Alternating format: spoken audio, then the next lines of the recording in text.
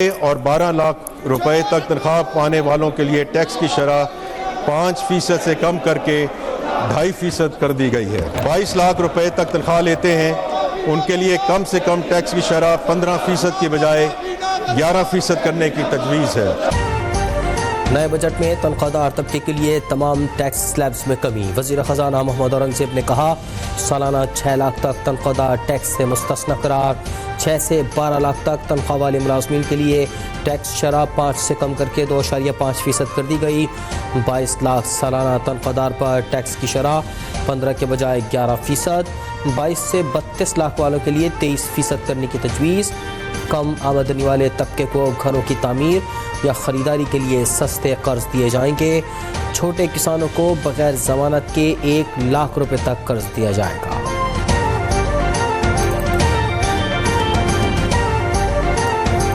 ایک نیا clean financing facility programme شروع کیا جا رہا ہے جس کے تحت بینک چھوٹے کسانوں کو بغیر کسی ضمانت کے 1 لاکھ روپے تک کے قرضے فراہم کریں گے۔ حکومت نے شریک حیات کے انتقال کے بعد فیملی پینشن کی مدت 10 سال تک محدود کر دی۔ 1 سے زائد پینشنز کا خاتمہ کر دیا۔ سالانہ 1 کروڑ سے زائد پینشن وصول کرنے والوں پر 5% انکم ٹیکس بھی عائد۔ 70 سال سے کم عمر پینشنرز کی 1 کروڑ سے زائد آمدن پر بھی ٹیکس ادا کرنا ہوگا۔ کم اور درمیانی پینشن والے ٹیکس سے مستثنی قرار۔ 1 جولائی سے انکم ٹیکس ریٹرن کو بہت آسان کر دیا جائے گا۔ ٹیکس گوشوارے جمع کروانے کے لیے صرف 7 بنیادی معلومات درکار ہوں گی۔ تنخواہ دار اور چھوٹے کاروباری وکیل کی مدد دیے بغیر ہی گوشوارہ بھر سکیں گے۔ وزیر خزانہ کا اعلان۔ بجٹ تقریر میں کہا کہ FPR کی ڈیجیٹائزیشن کے لیے 2 ارب روپے مختص کیے ہیں۔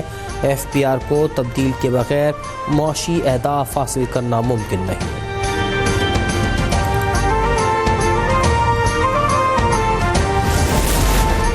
آئندہ مالی سال میں نان فائلرز کے گرد گھیرا مزید تنگ۔ بینک سے رقم نکلوانے پر ایڈوانس ٹیکس کی شرح 1% کر دی گئی۔ نان فائلرز بینک اکاؤنٹ کھلوانے کی سہولت سے محروم۔ گاڑی، غیر منقولہ جائیداد، سیکیورٹیز اور میوچل فنڈز میں سرمایہ کاری بھی نہیں کر سکیں گے۔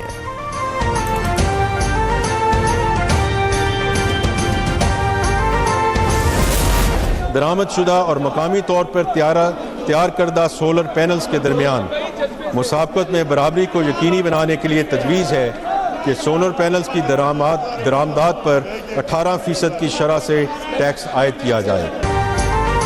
وفاقی بجٹ میں سولر پینلز کی درآمدات پر 18% کی شرح سے ٹیکس عائد۔ 850 cc تک کی چھوٹی گاڑیوں پر بھی 18% سیلز ٹیکس عائد۔ مقامی گاڑیوں کے انجن کی امپورٹ پر ڈیوٹی میں 5% کمی۔ خام مال پر ڈیوٹی 20 کے بجائے 15% ہوگی۔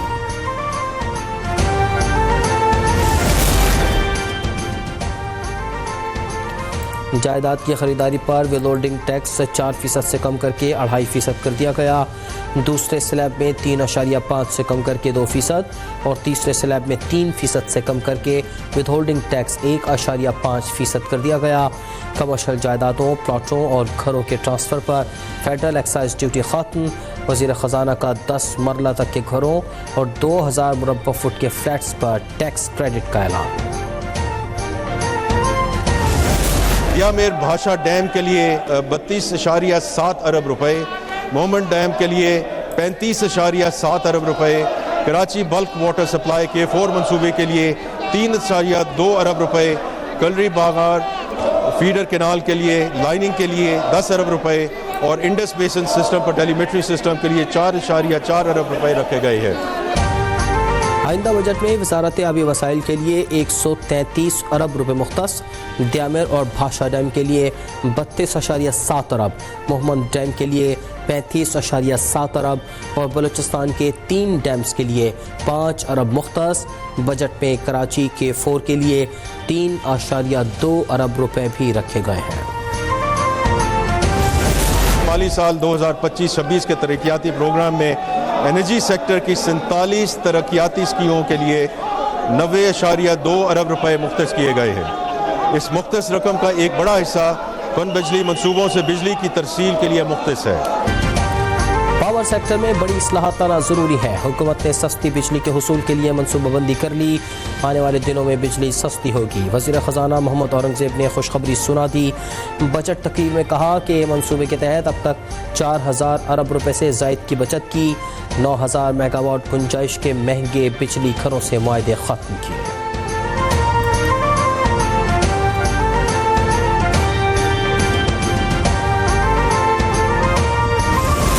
مالی سال 2025-26 کے لیے پٹرول، ہائی سپیڈ ڈیزل اور فرنس آئل پر 2.5 روپے فی لیٹر کی شرح سے کاربن لیوی عائد کی جائے، جو مالی سال 2026-27 میں بڑھا کر 5 روپے فی لیٹر کر دی جائے گی. حکومت نے پیٹرول اور ڈیزل پر 2.5 روپے فی لیٹر کے حساب سے کاربن لیوی عائد کر دی. فرنس آئل پر 2.5 روپے کے حساب سے 2,665 روپے فی ملین ٹن کاربن لیوی عائد.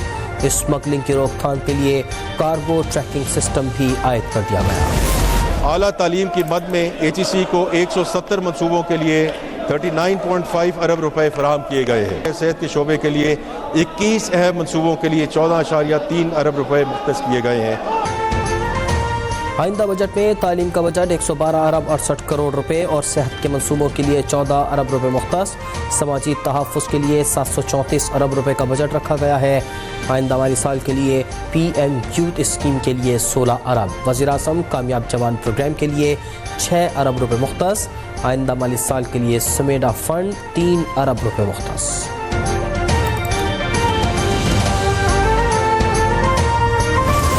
وزیر اعظم پاکستان کے احکامات کی روشنی میں بیرون ملک مقیم پاکستانیوں کے لیے متعدد اقدامات کیے جا رہے ہیں. خصوصی عدالتوں کا قیام عمل میں لایا جا رہا ہے. مقدمات کی رجسٹریشن اور شواہد اکٹھے کرنے کے لیے آن لائن سسٹم متعارف کروایا جائے گا اور جھوٹے مقدمات سے بچاؤ کے لیے متعلقہ سول پروسیجر لاز میں تبدیلی کی جائے گی. اوورسیز پاکستانیوں کو سہولتوں میں وسعت دی جائے گی. بیرون ملک مقیم پاکستانیوں کے لیے خصوصی عدالتیں قائم ہوں گی. مقدمات کی رجسٹریشن اور شواہد کے لیے آن لائن سسٹم ہوگا. اوورسیز کو جھوٹے مقدمات سے بچانے کے لیے سول قوانین میں ترامیم ہوں گی. اسٹیٹ بینک کے ذریعے زیادہ ترسیلات بھیجنے والے پاکستانیوں کو سول ایوارڈز ملیں گے.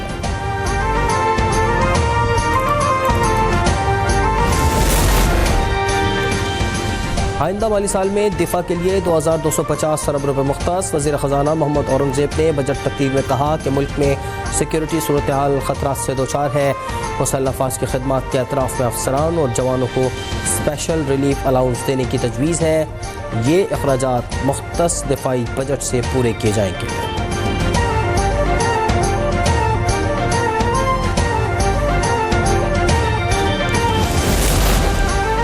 غیر منافع بخش سرکاری ادارے خزانے پر 800 ارب روپے کا بوجھ ہے. 40,000 خالی پوسٹوں کو ختم کر دیا. 45 کمپنیوں اور اداروں کو پرائیویٹائز، ضم یا بند کیا جا رہا ہے. وزیر خزانہ محمد اورنگزیب کی بجٹ تقریر. کہا کہ آئندہ مالی سال PIA اور روزویلٹ ہوٹل کی نجکاری مکمل کی جائے گی.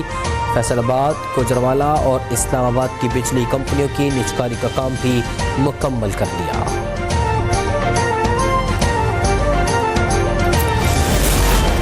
بلوچستان اور خیبر پختونخوا کے ضم اضلاع کو حاصل ٹیکس چھوٹ ختم.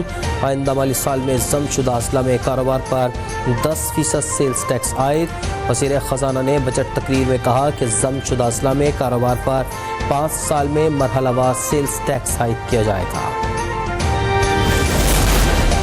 بجٹ اجلاس میں اپوزیشن کا روایت کو برقرار رکھتے ہوئے علامتی مظاہرہ، ایوان میں شدید نعرے بازی اور ہنگامہ آرائی. PTI اور سنی اتحاد کونسل اراکین نے بجٹ دستاویزات کی کاپیاں پھاڑ کر اچھال دیں.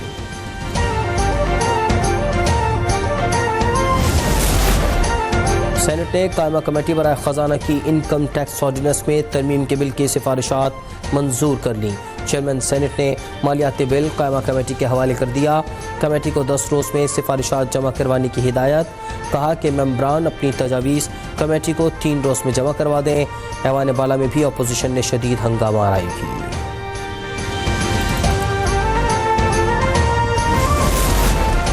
PTI والے پاکستان کے ڈیفالٹ ہونے کی شرطیں لگاتے تھے. ہم ڈیفالٹ کے دہانے سے اٹھ کر معاشی استحکام کی طرف آئے ہیں. وزیر اطلاعات عطا تارڑ کی میڈیا سے گفتگو. کہا آئندہ مالی سال کا بجٹ بہترین ہوگا.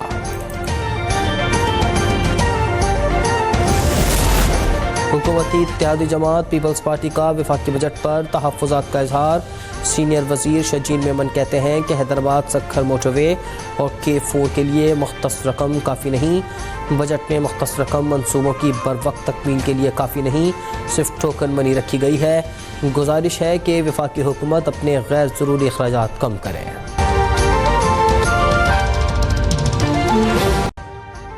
अभी सब्सक्राइब करें ताकि कोई खबर रह न जाए।